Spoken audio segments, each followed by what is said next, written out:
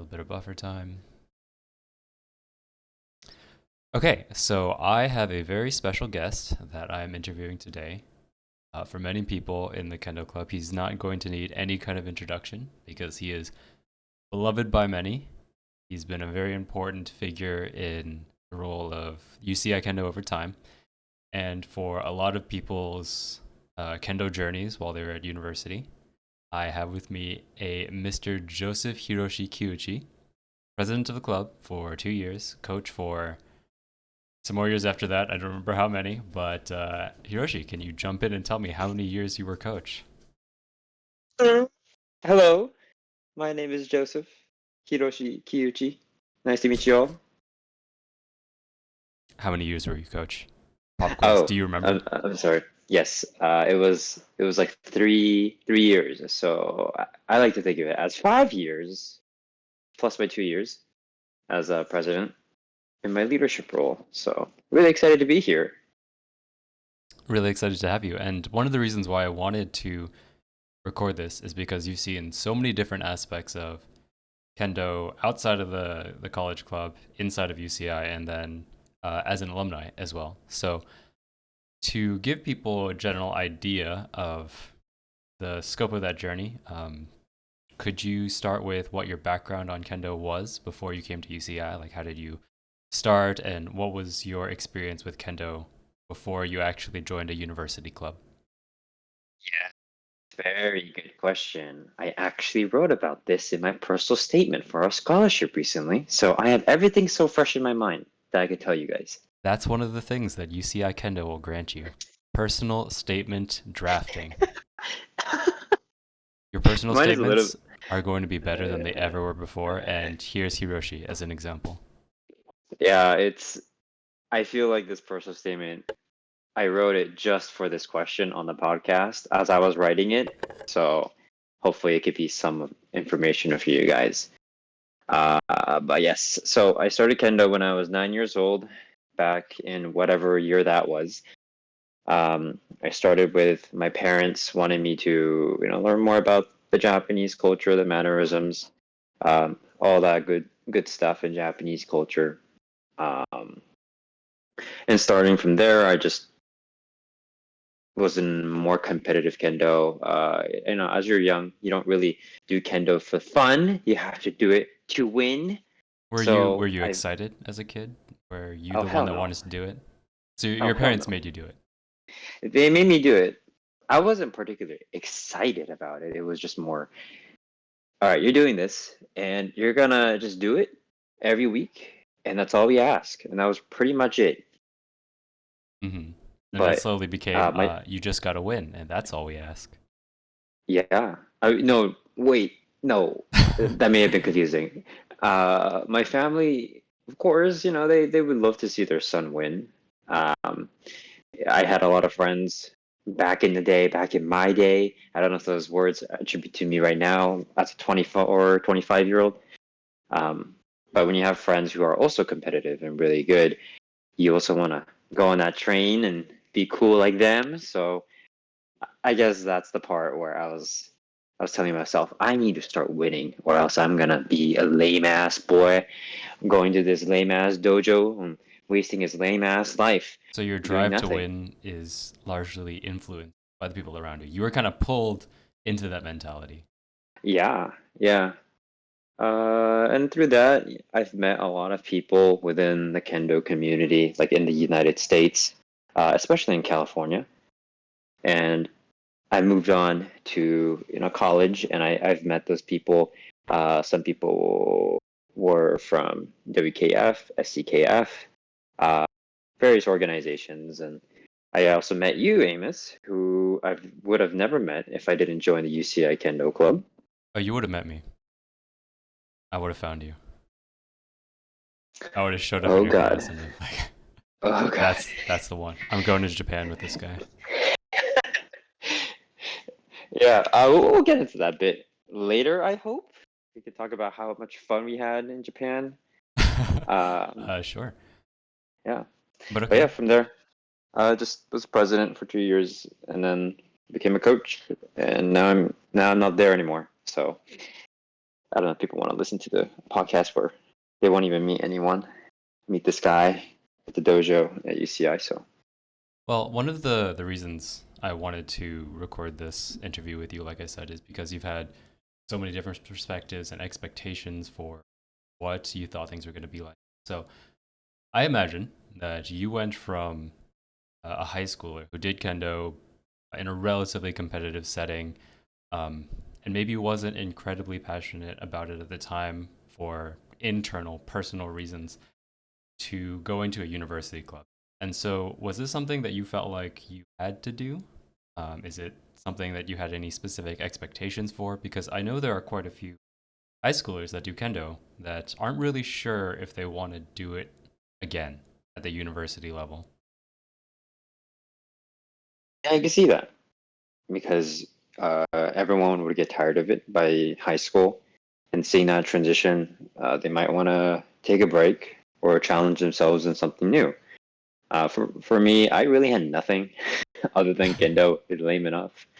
So um, there are people like Brandon who will hopefully be listening to this as a coach, but he's my childhood friend who started in the same dojo as me, who went to UCI. My family and his family were very close, so it's very easy for them to influence me. Oh, hey, Brandon's there. You should do kendo with him. Hmm. So that was a factor in my decision to go into kendo and doing kendo at university. I didn't particularly hate it. And I heard that it's a great way to meet new people. And what's better than meeting new people in something that you've done for, a while? Okay, so you went So into it pretty optimistically then. yeah, yeah, did not hate it.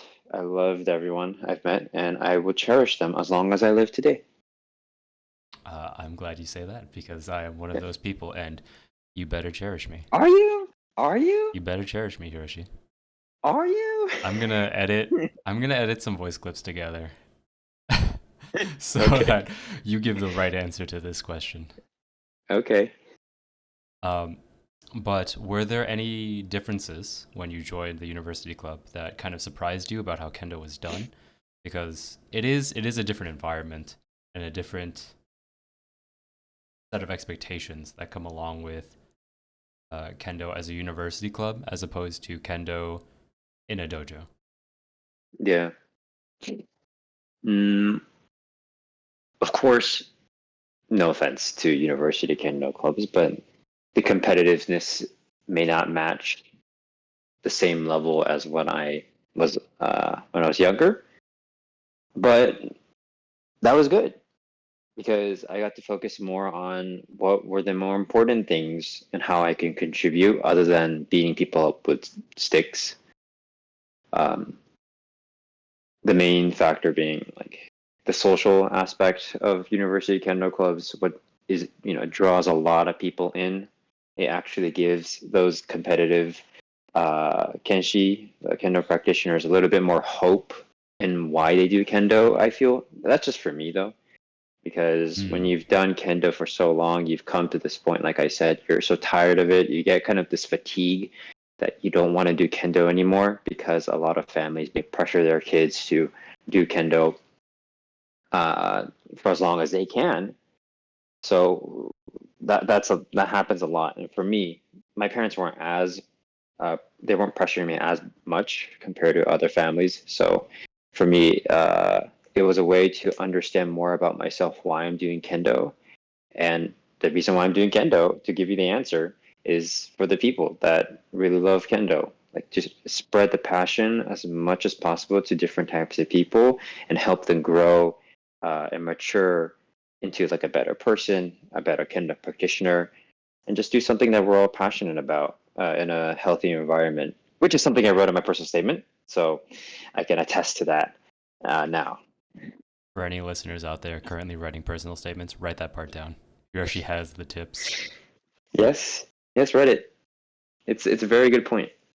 Um, but I just want to actually slip into the the period of time before you became president and after you joined the club as a student.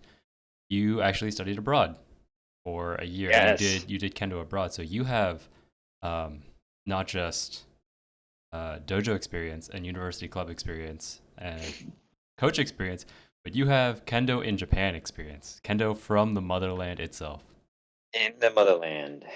So do you want to talk a little bit about what that's like for, I guess, anybody maybe in the Kendo Club that is thinking of studying abroad, or anybody that is thinking of doing Kendo in Japan in general?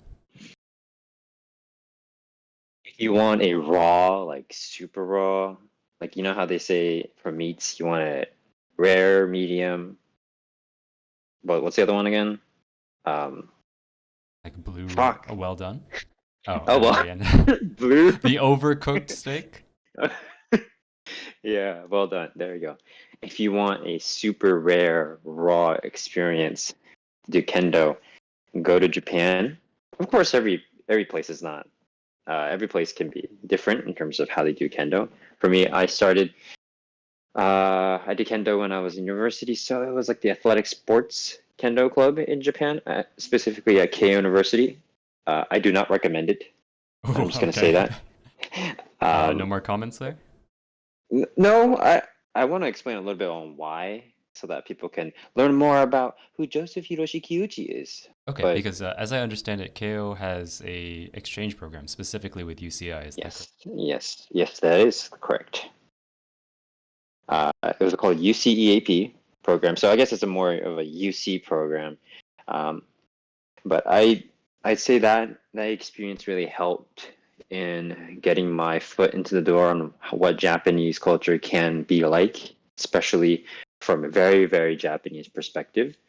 Uh, I'm a Japanese American, so you know, with my Japanese face, it's easy to confuse me with a native local guy, and so the treatment of how they behave toward each other can be a little bit intimidating for me because I'm an American. So that was that. But you know, I still talk to them. I went to a wedding last year, invited by one of the senpais that I've met, who probably one of the best, the coolest senpais I've ever met. Really strong too. I think he was part of Team Japan almost. He was a candidate for it, Oh, so he wow, I was didn't know really that good. part. Yeah, he's really cool. But I think starting from there, that kind of environment where I can understand what, from a culture perspective and how to form a team, I really brought those ideas back to UCI and tried to kind of mix both this American individualistic culture and this collectivist culture and try to, you know, give a different experience for people who want to join the Kendo Club. We want to make sure we're not just a club who hits people with sticks, but more of why Japanese culture and Kendo is such a fascinating topic for people. Um, so lots of experience there. Yeah. Yeah, I do remember listening to all the things and all the ideas that you brought back from Japan when you came back and you became president for 2 years. So that's a learning experience for everybody, becoming president for the first time and having to run a lot of things. Um, and the next thing I'm going to ask you to comment on is probably something that is helpful for any future officers and something that might be relatable to previous officers of the club. But how was that first year as president? It's definitely a challenge. Uh, just to give you a spoiler, people thought I was a really mean president, too strict. By chance, some people might call me a dictator, which I still don't agree with. But it's definitely a challenge because you're doing something that no one else probably ever would think of doing, such as leading a team and managing a team. Um, so I know it could be intimidating, but it's a great experience. And uh, yeah, I mean, you've been a president too before, right, I Amos? have. And yeah, you want to attest to some of your experiences like on that? So since I'm we've both been curious. president for 2 years, our experiences first year and the second year are or at least kind of follow the same trajectory. Year one was a little bit stricter, or at least stricter in terms of personal attitude. I was definitely not as willing to budge on certain things. My first year as president, and then year two, after you've made it through a year and nothing has necessarily collapsed, and you have a bit more confidence and a you feel like things are going to be okay, you definitely relax a little bit more. And I think I could see that when you went to your second year, you seemed more confident, you seemed more at ease. Not completely at ease, but there was definitely a shift from year one to year two. Because if you go from never having been an officer to suddenly being one, it's pretty different because there's a lot of stuff that you have to take care of all of a sudden. I agree. And like I said, I try to implement all these things from Japan, right? And that comes with a lot of, I want to try this, I want to spearhead this. And some members may not be ready for it. It was more of an experimental phase, not that I knew I was going to be present the second year. I just wanted to try as many things as possible for the club members to have a great time. Sadly, not many people stayed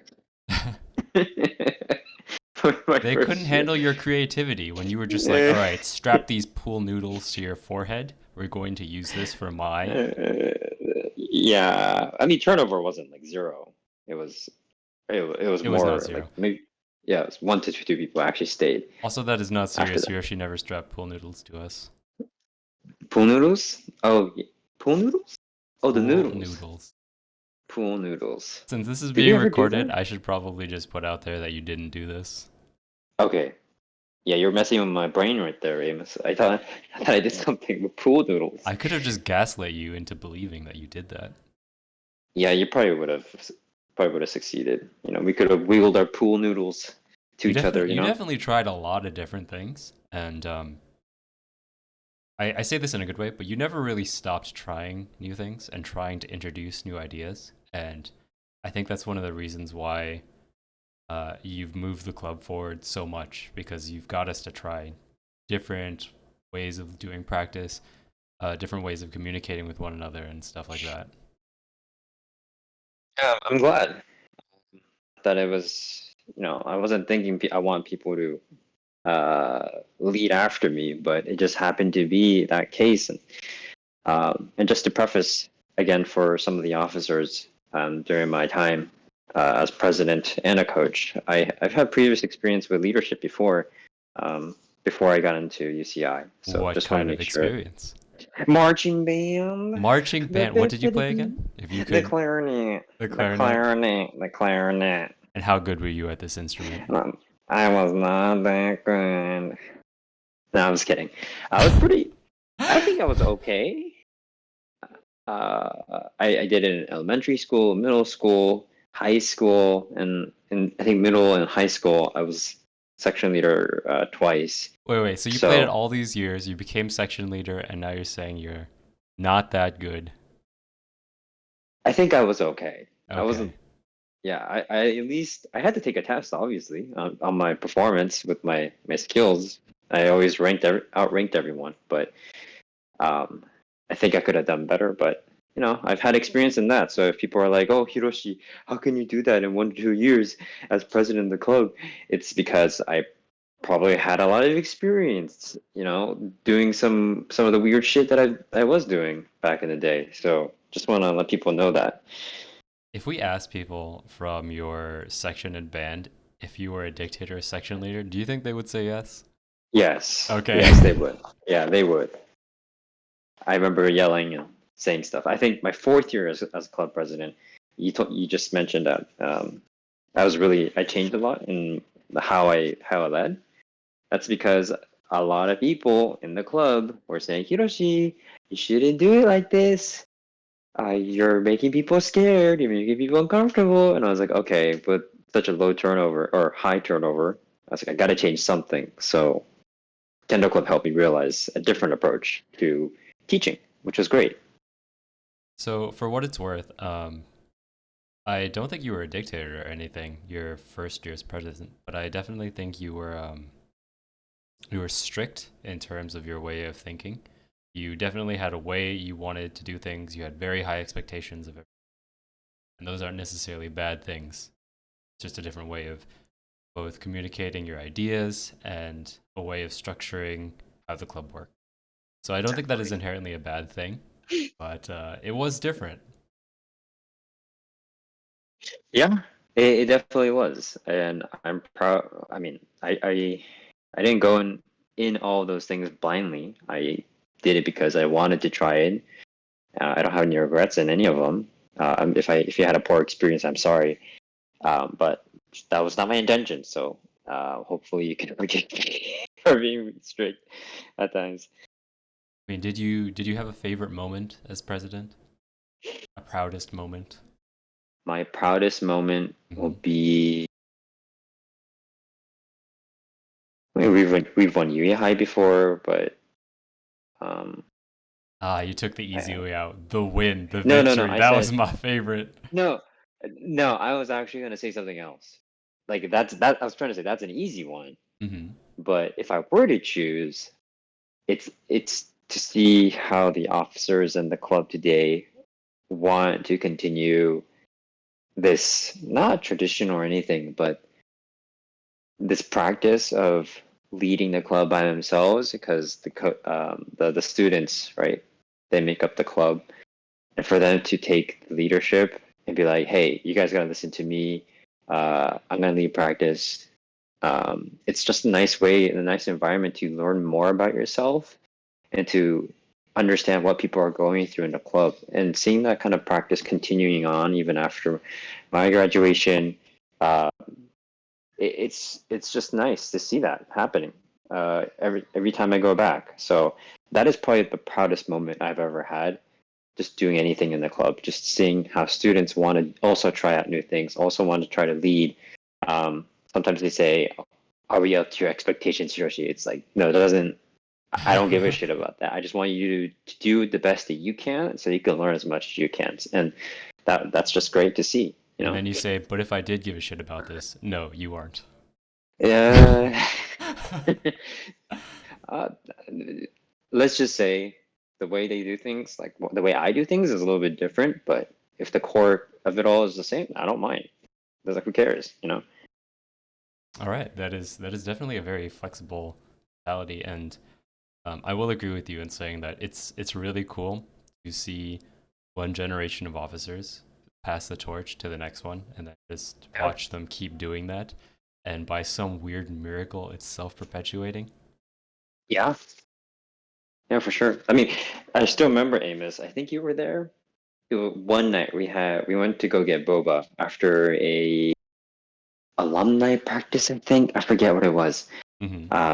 And we had Tien, who was like the second president of the club, right? 2010 president. 2010 president. And I think we had Alessandra, who isn't the president, who wasn't the president, but she's still probably one of the newest people, right, of the club. And I was there, you were there, Teresa, Melanie was there. So you kind of saw these groups of people from different generations kind of coming together. And that itself is like an amazing moment. That's how I see it, because a club can die any day, right? But Hmm. to see how each and every generation from each one, like maybe five, six, seven, are like they're drinking boba together and talking about stupid random shit. Like that is a super cool moment that I think if we continue on with a similar practice of student leadership, there could be like 20 of us, 20 more generations, and if it's you and I, would be the really old generation. Um, and that's just really cool to see, and I'm really excited to see that continue for years to come. So, um, yeah, super exciting. Every time I go, super exciting. I appreciate you not putting me in the really old generation just yet and implying that I will join it in the Oh, future do you as if want to I'm join it? not. I do Did get you the want to sense join that it? I'm already there. You can Uh, join it now if you like. yeah, I'm kind of in the old man camp by now. Okay. Well, you'll be even the more senior groups in the future. I'm gonna walk in with a like one of those old people walkers or something, just in a Not gonna lie, motorized it might scooter be. the entire time. That that can happen. Not gonna lie. But yeah, you reminded me that the event you're talking about is the alumni practice we had a couple of weeks ago. And we had people that came back that we haven't seen in years, but we contacted them out of the blue and they said yes to doing kendo for the first time in quite a while for a lot of them. And it was surprising, to be honest, to have people say yes to that sort of thing. But it was also very heartwarming to know that there are people that are still connected to the club and willing to come back for, um, I guess, mostly the people, because a few of them mentioned that they haven't done kendo outside of this alumni practice and they weren't necessarily planning on doing it either. But because the club exists and these practices exist, it gives us all a chance to come together and be connected. I guess once a year in this case. Yeah, exactly. I'm gonna I'm gonna go back a little bit and talk a little bit more about, I guess, my president or my goals as a leader in the club. And I think this is probably the part where I wrote in my personal statement. If that's okay, Sure, Amos. it's part of the outline. Oh yeah. It's part of the plan. Go ahead. Um, because you brought up a good point of people coming back, right? And I know one of them who hasn't done kendo at all, and he just told me straight up, dude, Hiroshi, this is like last time I came here, that was my one practice out of the whole year, and I'm back again just to do it for fun, and I don't want to practice too much. I just want to do it for fun, and maybe in the future, if he has kids, he would want to go back into it, but for now, he just wants to do it for fun, come once a year. And hearing that, for me, that was like confusing at times, but I understood that that is what the Kendo Club should be. It's where you're coming back with people, you're reaching out to people to kind of come back and get them riled up to do Kendo and give them an opportunity and an environment where they can do what they want. So that might spark something, right? Just one practice per year. Yeah, it's nothing, but if it's enough to keep that drive going, that little spark of fire within them, then that's good enough. And my goal is, when I was president, was to really do that. Just kind of create an environment where every single person has like this reason to come to practice. One of the learnings that I had from studying abroad was every person has a role. Every person is valued in the club, um, because there can be a tendency of the really good players to have the spotlight, but we also want to value those who are supporting the club in getting those really good players in the spotlight, right? So people who may not get into, who might not be chosen as a team at tournaments, those people can support by, I don't know, cleaning the floor, making sure it's nice and safe for them to practice on, or taking attendance for people. Like, they're very small things, but really identifying how to get each and every person to get on board with you so that they can also feel like they're part of the team, even if it's just one small thing, is really, really important, as a leader. And so, going back to what you were talking about, seeing these people come back, it's like giving them an opportunity to kind of feel like they're valued, right? You're reaching out to them after so many Mm. years. Like they Like, have a who community cares? to belong to. Yeah, like some people might be like, who cares? Like, if the alumni don't come back, but those are the people who we really need to care and value, because they're the ones who have helped us along the way in making Kendo Club bigger and stronger. When we all do better, you know, uh, then it's just a better future for all of us. So we really want to make sure those connections uh, are intact for us even in the future. That's something that I really agree with, and it's another thing I wanted to ask you about because I think I already touched on some of this topic, but a lot of people that did kendo are so used to this competitive mentality of training as hard as they can and getting the win and being extremely competitive with their peers in the same dojo and other dojos, and it turns kendo into a chore for them. And it sounds like that was kind of similar to where you were before you went to UCI. And then your attitude over time changed. So how would you describe your change in attitude?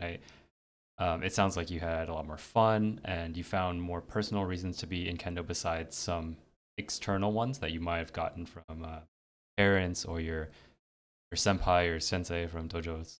But what is the biggest shift in your perception of kendo over time? this really blockheaded, rigid way of thinking of, oh, if you don't want to do kendo, yeah, fine. Like you quit, go home. I mean, I still think of that today. If you're out practicing, you don't want to do it, you don't have any reason to come, you're just coming for the heck of it. It's like, okay, don't waste your time, just go home. But I think I was really set in that mindset of, oh, if you aren't competitive, who cares? Just I'm not gonna hit you or anything, but it's like I didn't really think of them too much, right? So you Just thought the of super kendo competitive mindset. as a thing that can only be experienced one way. There's only one thing you would go to Yes, kendo for. exactly. You're putting all my thoughts and words together. Thank you. Yes, just one way of doing things. But when you meet people, you start to, they say, broaden your horizons with butterflies and rainbows. But um, you have a reason for you start to find the reason for why you're doing kendo. Like again, and my reason was to spread it to as many people as possible. So when I became a coach, I wanted to be really open with my communication. If I'm not, if someone can't do something right, then maybe my communication was wrong. So it's like this reflection of me on my personal level, just kind of asking myself, how can I get these people to really love kendo, regardless of their background, their experience? How can we keep them? How can we retain them? Um, how can I just communicate my love for kendo? That's it. That's pretty much it. Rather than you got to do it one way or you got to be really good. But no, it's like that's a combination of that. But other parts of it is okay. How can we give this person a role in the Kendo Club? What kind of stuff are they good at? What would make them really happy? Where would it be an environment where I want to come back to in the next few years after graduation, right? So those are the types of questions I constantly ask myself, even as a coach. And I think we've really grown from, the club members, the number kind of grew from that. So we really want to focus on enabling people to do stuff and to focus on their personal growth as a kenshi. So I think my mindset went from one way to let's try everything else and let's see where it takes us, kind of thing. Yeah, I definitely hear you there. I had the same shift in mentality from my first year president to going forward. And I think interacting with enough people definitely changes your mindset. But although it sounds like there were a lot of good things in kendo, I'm sure as much fun as you had at the university level, there must have been some bad things too. So I wanted to ask you about your least favorite moments and biggest regret from from Oh, kendo. I let him know you. about this. I let him know about this in advance, just so that he could ruminate on this for a bit. But would you say there was a moment that you particularly uh, disliked or regretted over your time, both as coach and in the university club as a student? Yeah.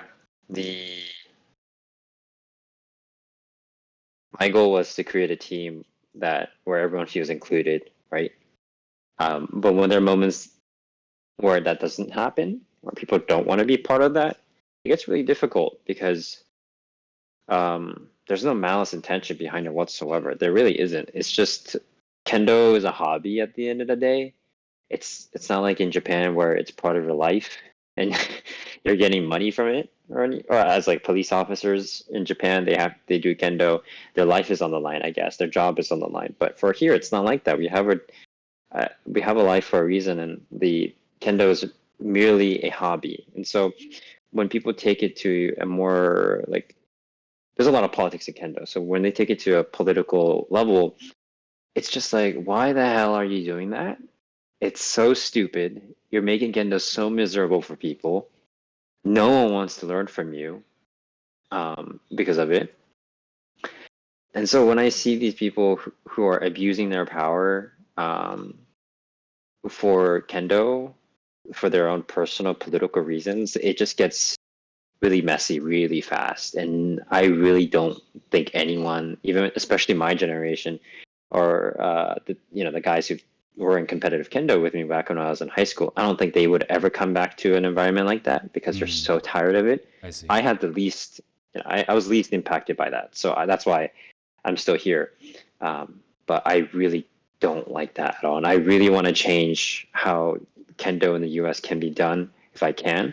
Um, Especially in the university Kendo level now, especially with UCI. But maybe in the future, who knows? Maybe I'll have a dojo and we can all practice happily ever after. But Oh, um, Hiroshi Sensei's own dojo. Looking forward to it. I don't know if there'll ever be, but that'd be pretty cool. Yeah. I do um, understand what you're saying about it is a little bit disappointing when sometimes kendo environments feel like they are exclusionary for some reason or the other. But there are times where, like you mentioned, kendo is just not for everybody, right? Not everybody is going to stick with it. It's not going to be a very serious activity for some people. But this is a question that is a little bit for the incoming officers, actually, for any future officers. But it is kind of disheartening when you see people not come back after a quarter. And member retention is a thing that the officers think about a lot. But sometimes, through no faults of your own, you'll do your best for all of the club members, and then some people just might not come back. And although um, it's their own decision, it still feels a little disappointing. And so I'm sure you felt some of this. Do you have any advice for the incoming and future officers for coming to terms with the idea that some people might not come back? Yeah. Yeah, I have a great advice for that. Just ask yourself, are you having fun?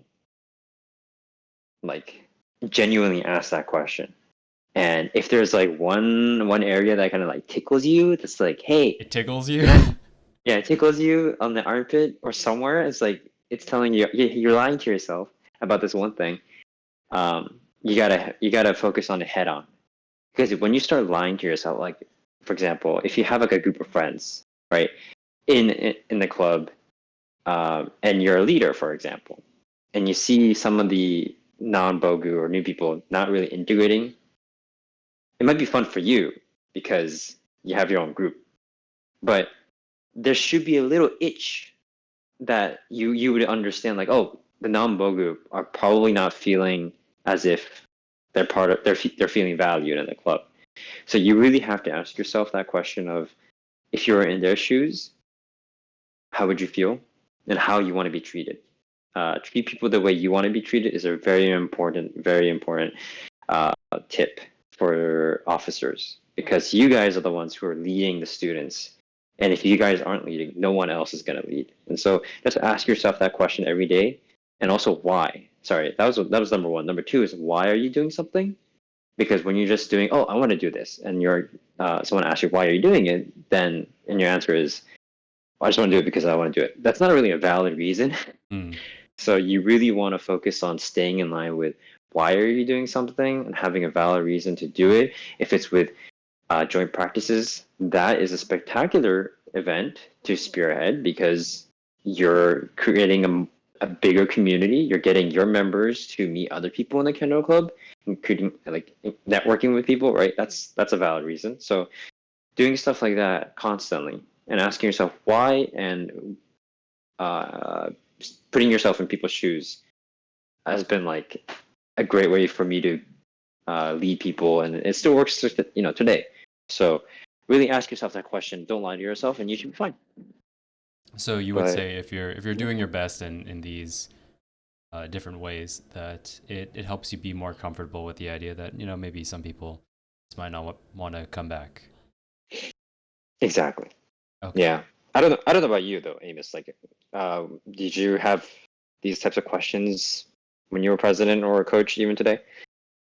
Um, After my first year as president, when I saw people not really coming back, it was definitely saddening. I Mm-hmm. felt in some part responsible for Mm-hmm. the lack of retention, and I wondered what I could do better. And there were things that I could do better, but I think it is important for all incoming and future officers to keep in mind that some of it is just not really in your control. It is ultimately a personal decision for each person to come back to kendo or not, and that's up to them. It's also just not an Mm-hmm. activity for everybody. I think an important thing to keep in mind is that kendo is actually kind of specific, and it is kind of a niche interest in a lot of ways. So Yep. it's not exactly going to grab the attention of everybody, and that's okay. As long as you are doing the best for the people that do come and doing your best to make sure they have a good time, like Hiroshi said, and keeping their thoughts and feelings in mind. Um, you don't really need to worry too much about who is going to come back, because there will probably still be some people that come back, and for those people, the experience will be very important and very magical because they'll create these relationships that are very substantial and might last a very long time. Yeah, that's a good point. Like, what the 4 years when you're an undergrad are probably for me that was like one of the best years of my life because I met different people. I learned more about myself, and that's the same for everyone. I think it's those 4 years of how can I make my time worth it as an undergrad? Try to learn as much as possible, and a club can just be like some small community for people, but you're still impacting.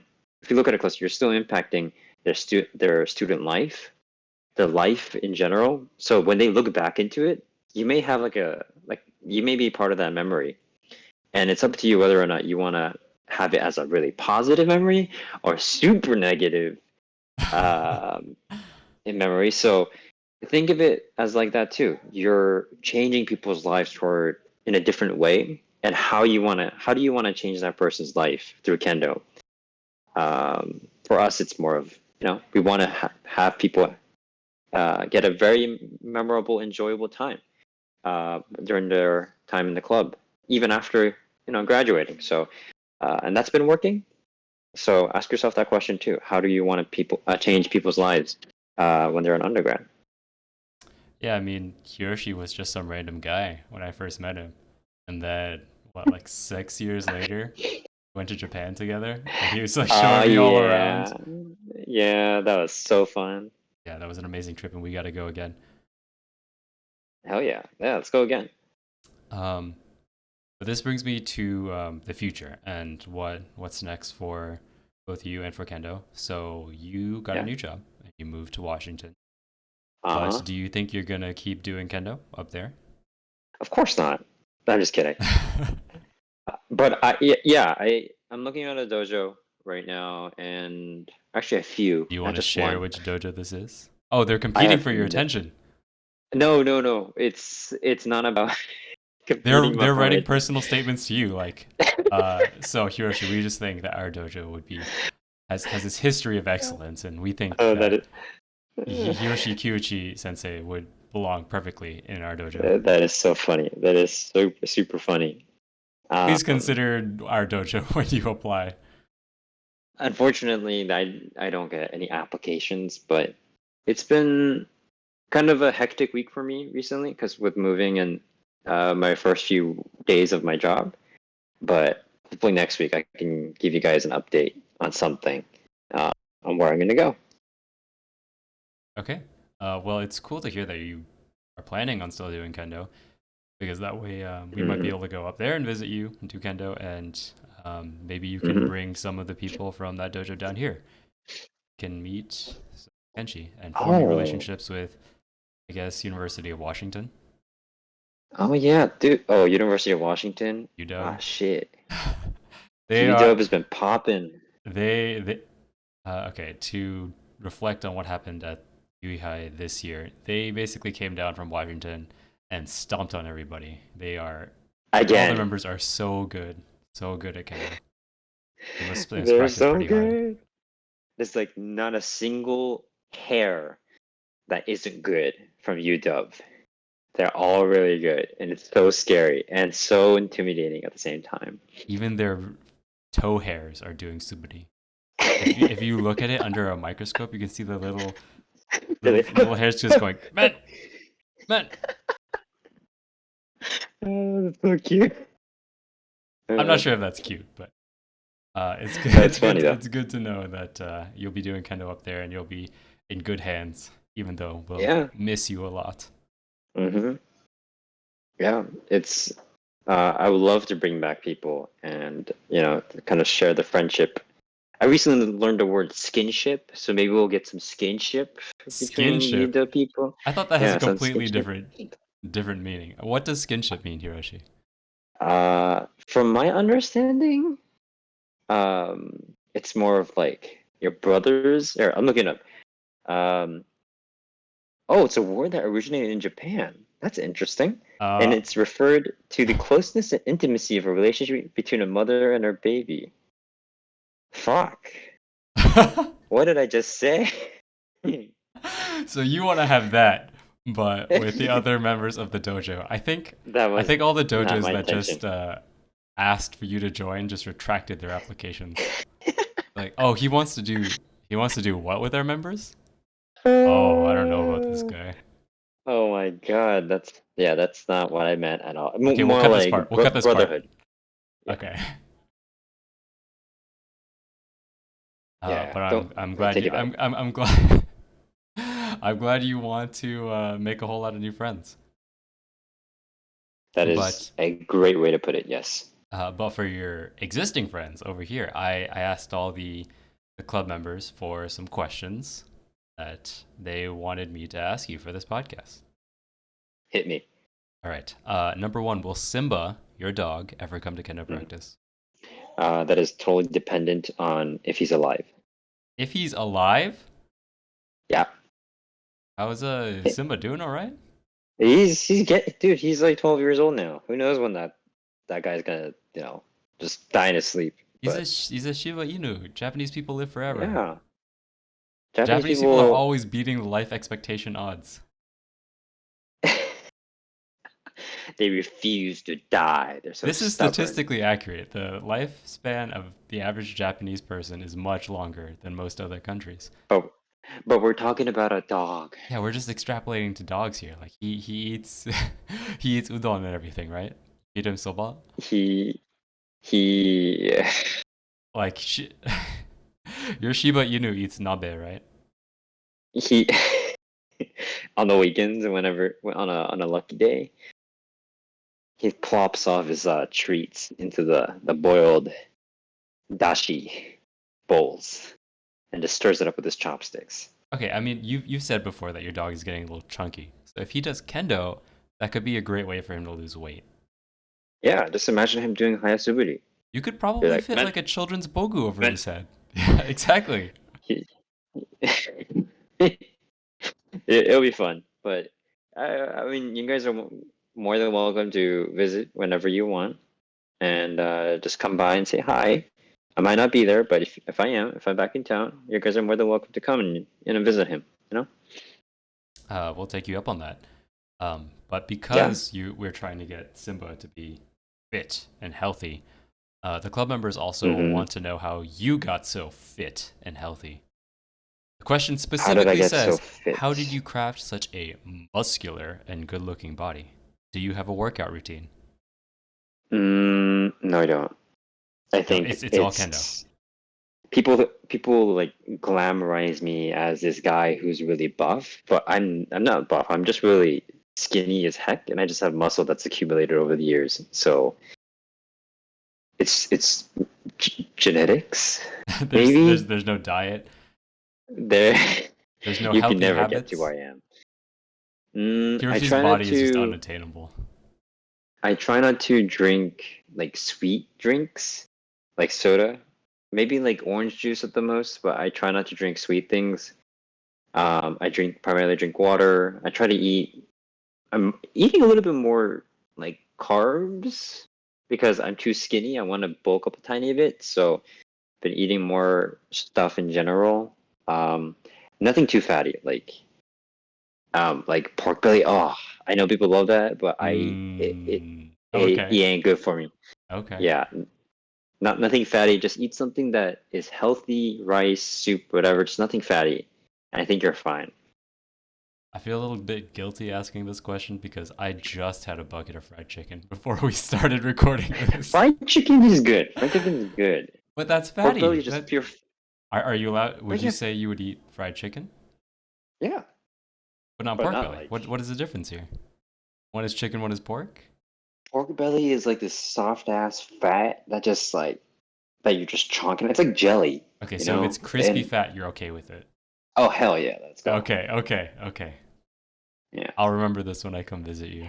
Maybe once a week on a cheat day for like those fried chicken because I wouldn't eat that every day, Oh no. even No. if I'm working out. So That's just gonna get you an oily face, which brings us to our next question. Do you use all right, skincare for your face? How do you take care of that beautiful Hiroshi skin? it's not beautiful at all. I suffer from acne. It has been oh it's actually been getting better. Maybe because I'm working out more, but uh, just I shower twice a day in the You shower morning. twice a day? Yeah, I do Oh. because my hair is like all over the place too. So it's like might as well. But yeah, wake up, shower, and I had this Neutrogena oil-free wash that's like the color of orange juice, and Neutrogena sponsor us.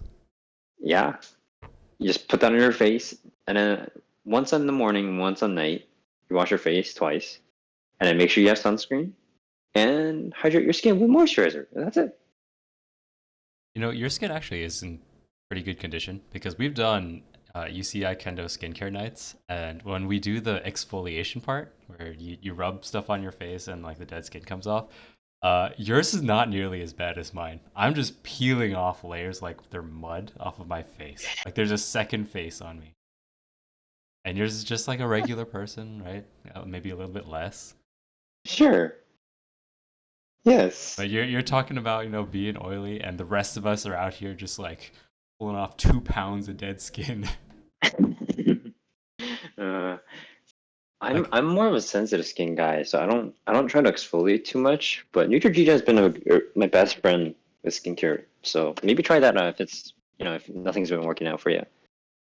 all right, I'll try to clean up my skin so the next time you see me, I'm gonna be beautiful. Oh yeah, Amos, I would love to see your beautiful skin. I thought you were gonna say, I would love to see you if you're beautiful. If you're beautiful, don't even talk I to me if mean, you're not. that skin better be glowing like gold next time I see you. Yoshi doesn't talk to anybody unless they have dewy skin. Mm, I Uh, mean, I had dewy skin, so I would talk to myself. okay, let me get on to this next question. Your Hmm? mom, your best friend, and hummus are all dangling off of a cliff. Who do you save? I don't Mm-hmm. know who wrote this question, and I don't know what the context is. I'm sorry, can you repeat it? Your mom, your best friend, and hummus are dangling off of a cliff. Who do you save? Yes. I would save the carrot, the watermelon, and the blueberry. None of them. I'm just trying to say it's a ridiculous question, so I'm answering with fruit. I'm sure if your mom ever listens to this, she's gonna be very hurt. Hiroshi, really? The blueberries instead of me? Yeah. What's wrong with that? Or do you think Nah, she'll I'm be like, "Oh, kidding. Hiroshi, you saved the antioxidant. That's very good for your health. I'm very proud of you." No, of course, I'll save my mom first. No, wait. I'll save everyone first. Maybe the hummus can plop on the floor. But yeah, Maybe you could mom give and me friend. some context here. Do you really like hummus or something? I don't love hummus. I've eaten it before. I don't know where this is coming from. Hmm. All right. Well, whoever asked this question, I hope you are satisfied with his answer. Yeah, Teresa, I know it was you. Okay. This next question is something that I would like to know. What is your Mhm. secret to developing the most alpha jawline that Asian genetics has ever produced? Because let me tell you, so Hiroshi has been on a live stream before for his company, Ah, and some of fuck. some of the stream comments are just like, "Holy shit, this guy's jawline is so alpha. Look at this Chad. Look at this exemplary depiction of the Asian race." I've I've had that comment and I laugh so hard because I've had that comment before. Um, like I think the funniest comment I ever got was Joseph's jawline is so sharp he could steal with that thing. Like, Did you try it after you got that comment? yeah. I couldn't cut steel unfortunately, but it I don't know where this jawline came from. Has Really, it it's always just been like this, or did you grow into this at a certain age? I didn't get it when I was younger. I think I was fatter when I was younger. So I think over time, maybe it's just me being anorexic or something. I don't know. Like I just don't eat too much. Maybe.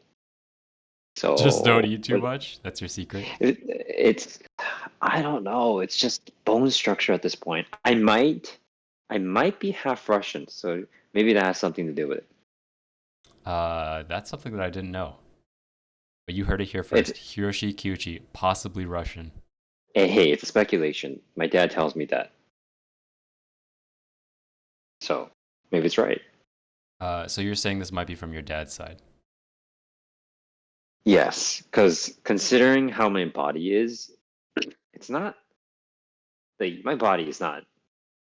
It's kind of weird. It's oddly shaped when you compare it with the average Japanese man because my arms are like monkey ass, like ape long.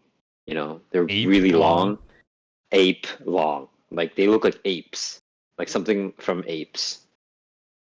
Um, Like if you're in the driver's seat of a car, you can reach back and tickle the person behind you.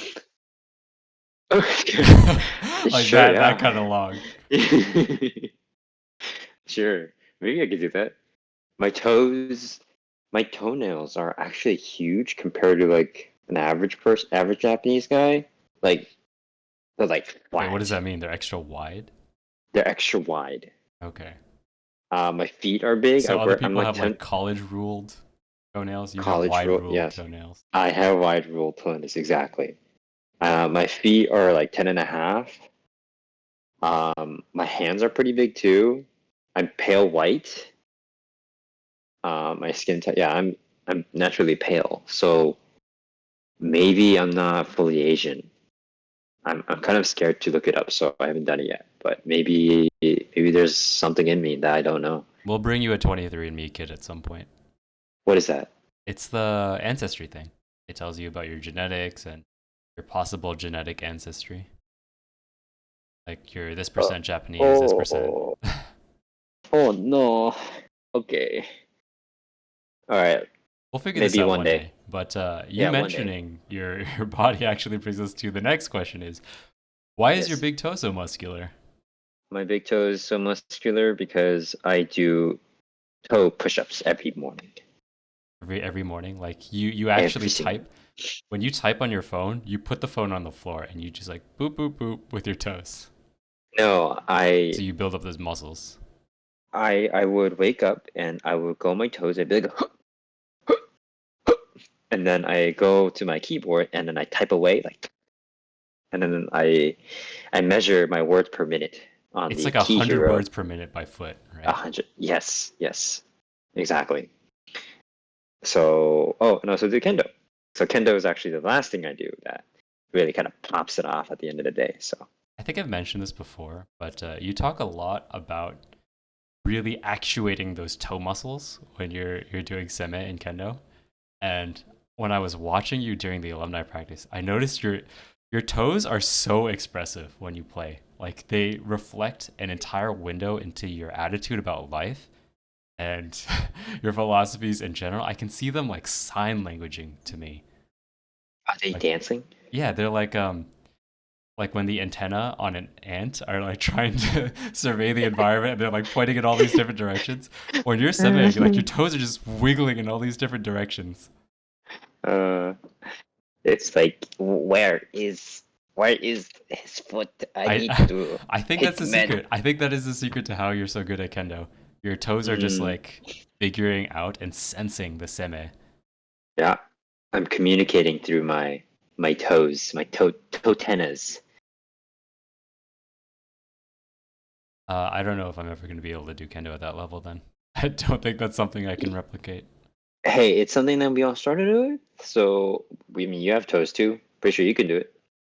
I Uh, believe. I think you need both the jawline and the toes. 'Cause I think your jaw is like the antenna and like the receiver for the signal from your toes. And the only reason this works for you is because you have both. Maybe I don't really think about my toes too much, but it's been. I guess there are. I mean, if I don't have toes, I can't do like fumikomi. So yes. All right. Well, maybe one day we'll figure out what the real secret is. But this brings us Yes. to the last part. Mm-hmm. Please say one nice thing about each Kendo member. How This about one might be a you? long one. How about you? I'll read you some names. Yeah, and then I'll give you a comment. Okay, 5 Charlie. seconds per Charlie.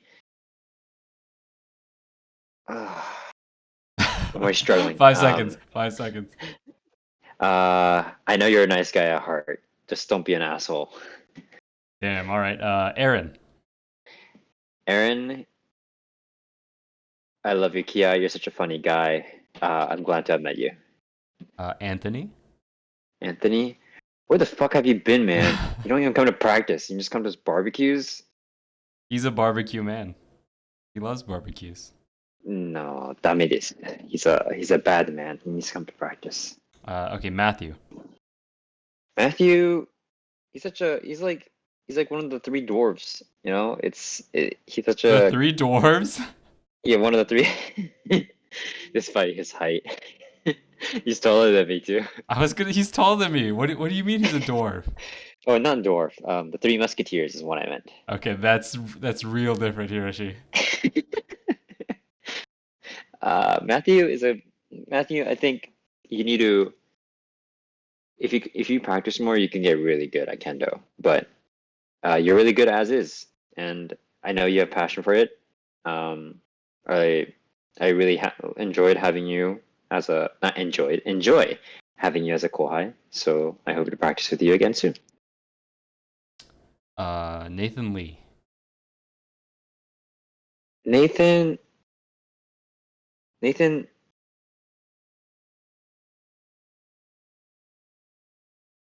Nathan, Nathan. You're like a very cute kohai, but you gotta come to practice so that I could beat your ass again. There you go. That's a good one. Cute Kohai. That guy is huge. Yeah, but he's a very handsome and cute guy. He's like probably the if we had a competition for prom like on UCI For and most one we had to adorable. choose yes most durable competition at UCI and one club had to put out one representative. It would be Nathan, I think. Okay. Okay. Alex Kim. Alex Kim, I'm sorry to hit your hand at alumni practice, but hope to practice with you again soon. I don't want to traumatize you, so I'll get you a nice kote next time. Okay. Andrew Lee. Andrew, who's Andrew Lee? Oh, Andrew Lee, yes. Andrew, your smile brings hope to people, and I hope you don't leave us for ASUCI. Karen. Karen, Karen, you're always such a spirit. What am I trying to You're say? such a spirit. You're a ghost.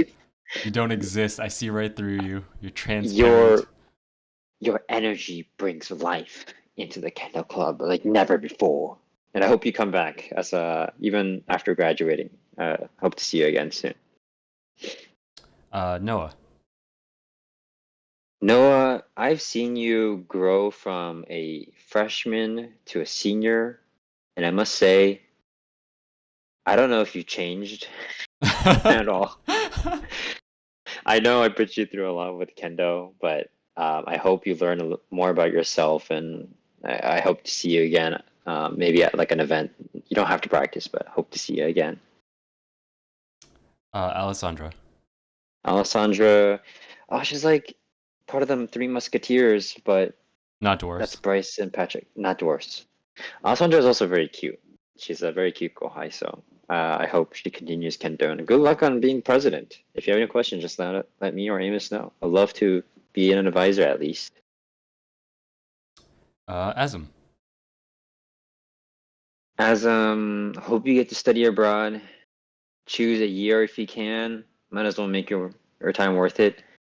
And if you keep challenging yourself, I know you do great things. So Just keep it up. Hmm. Take his advice from the study abroad part. Just don't join athletic Kendo club. Just join a club that's not too competitive. Okay. Bryce. Bryce, um, one of the other Three Musketeers. I hope you continue Kendo. I hope you continue to love it. If there's anything you need, just let us know. I would love to support you um, in the Kendo world and professionally if I can in any way. So just let me know. Okay. Camille.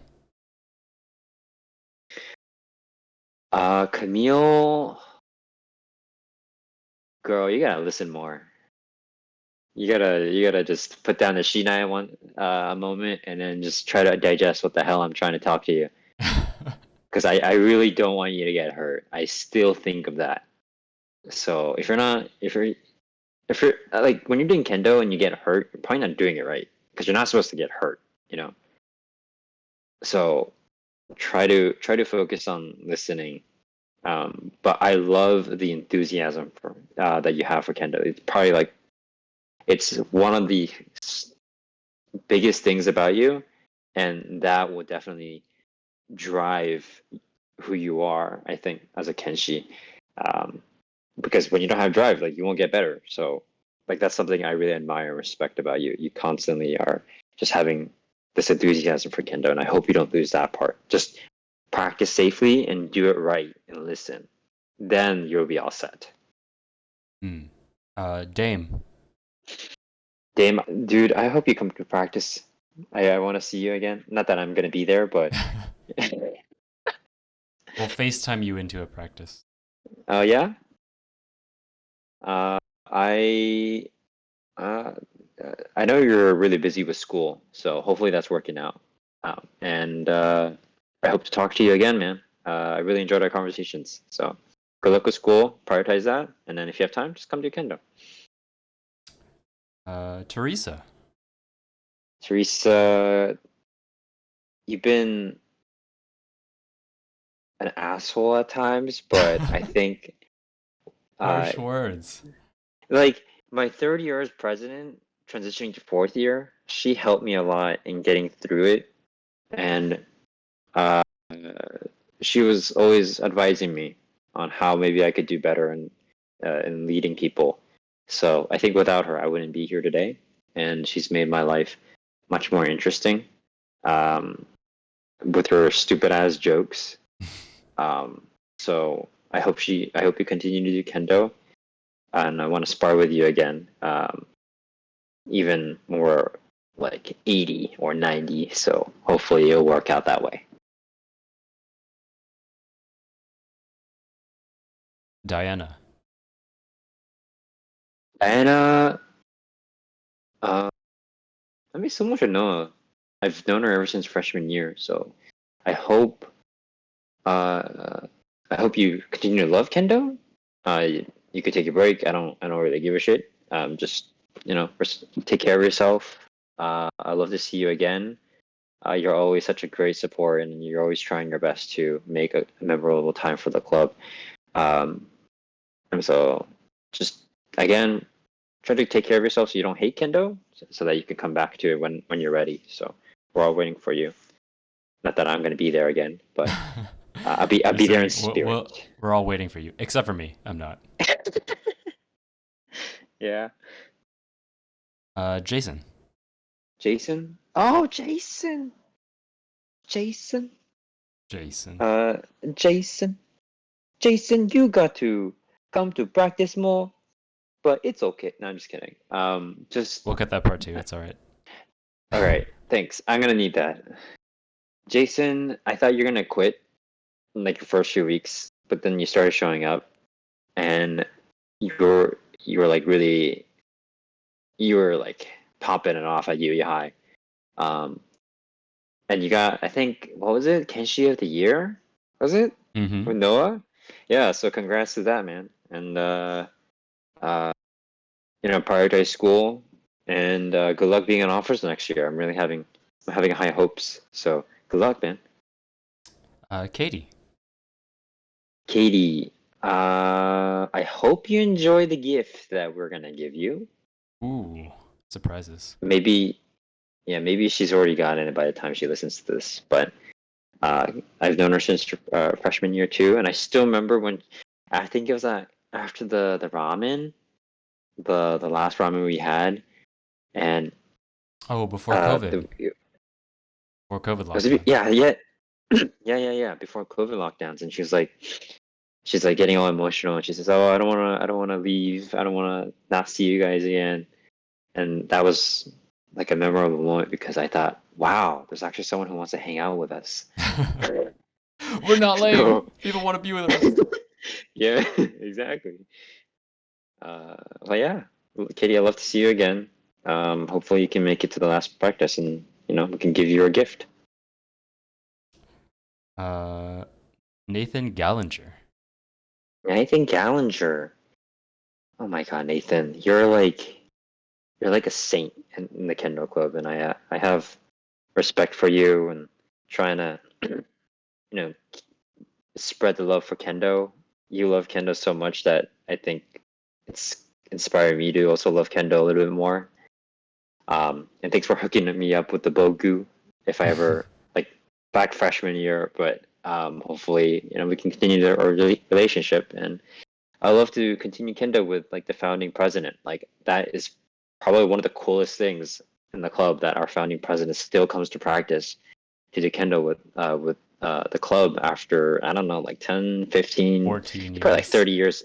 30 years at this point. Yeah, 30, 40 So years. but yeah, that you're like one of the coolest people I know in the Kendo community. So I hope to spar with you again. Melanie. Melanie, this one's hard. I gotta choose my words wisely You because can you're, you can say whatever you feel in your heart. yeah. Yeah. Okay. Oh, I don't want to offend your girlfriend. So, uh, Melanie can be so mean at times, but I know she means well. So, I respect that.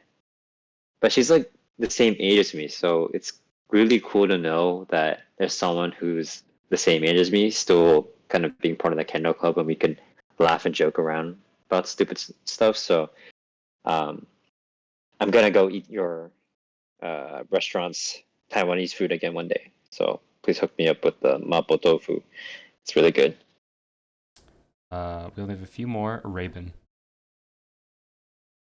Raven, where the hell are you, man? I think he's been out with an injury. I'm just... Oh, you're injured? Oh, I believe that so. I think it sucks. was a back injury, if I'm not mistaken. Oh, oh man. But or even prior to school, it's really important for you to do that. And if you have time, just come by. Well, we pretty sure the club would love to see you again. So, yeah, hope to see you when I'm back, bitch. I'm just kidding. Damn. All right. Well, last but not least, Patrick. Patrick Lamb. Patrick is like the.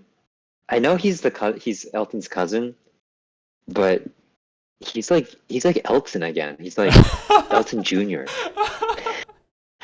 It's so funny to see, but it's a really good thing because Elton was always so supportive of the Kendo Club, and even today too. He was just like this brother that you can kind of count on Hmm. when you needed him, and I think Patrick is very similar in that regard. It's nice to see that he really cares for the people in the Kendo Club, and I hope you can continue Kendo for yourself. Don't do it for anything or the club, and that's just a like a tip, I guess, for everyone. Do Kendo for yourself at the end of the day. Even for me, when I was doing, president or a coach, of course, leading the club was great, but I also did it for like more personal growth. So, if you do something for yourself, then you're more likely to stick with a community for a longer time, because you want to feel valued, right? And you need to value yourself first before getting value by anyone in the community. So um, yeah, Patrick, you're like a champ with all the fundraisers and everything. So keep it up, and hopefully we can do CI again, and hopefully you can get a ippon on me. I'm waiting for that ippon. So yeah, good luck, man. Alrighty. I think it's really really cool that you have something to say about every club member and a lot of people that I didn't even name off, who may be alumni or maybe off doing something else at the moment, but you have a very personal relationship with basically every member of the club, and they all look up to you a lot. And we're all gonna miss you quite a bit when you're gone, starting next year. I am. Oh, right. But I mean, I already miss everyone. Like I'm in Washington right now, but I think back and I'm like, wow, I really miss Los Angeles. I miss the people. I miss the food. I miss the kendo. It's just a whole nother experience that I absolutely loved when I was coaching. Um, you guys made my day every time I went.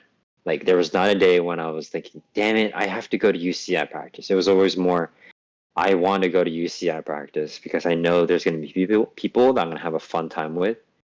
So thank you to everyone for making such a awesome memory for me. And again, if there's anything that I can do from like a personal standpoint, like improving on your kendo, if I can like advise, or like for the officers too, if I can help you advise on how to lead, or if there's like a job you want, and there's an alumni who has like a job that you want, reach out, and then I can hook you guys up. We're all kind of this tight knit community where we look out for each other. That's how I see it. So um, yeah, let's keep in touch, everyone. Let's see you guys again when I come back. All right. Thank you for everything you've done, and thank you for your time recording this. I hope you have the best of luck in Washington. Yeah, yeah. Thank you guys. Talk to you guys later.